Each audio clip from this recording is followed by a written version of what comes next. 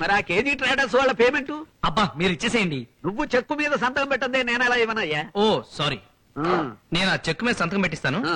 ఇది తీసుకెళ్లి మీరు డ్రా చేసి పేమెంట్ తీసుకెళ్లి వాళ్ళకి ఇచ్చేయండి. అలాగే. ప్లీజ్, నాకు వేరే పని ఉంది. ఇదిగో చూడండి, ఆ విజయ్ సెలవు మీద వెళ్ళక ముందే 3 లక్షలు బ్యాంకులో నుంచి డ్రా చేసి కేజీ ట్రేడర్స్ కి ఇచ్చేసినట్టు ఇక్కడ సంతకం కూడా చేశాడు.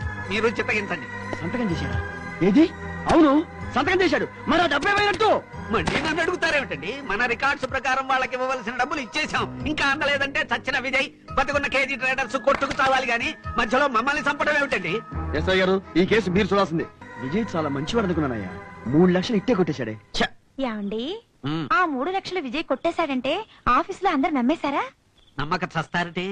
3 లక్షలు బ్యాంకులో నుంచి డ్రా చేసి వాళ్ళకి ఇచ్చేసినట్టు మా ఆఫీస్ రికార్డులో విజయ్ సంతకం పెట్టాడు. డబ్బు గల్లంతైంది, విజయ్ పోయాడు. పోయిన విజయ్ వచ్చి చెబితే తప్ప మనం చేసిన పని ఎవ్వరికీ తెలియదు.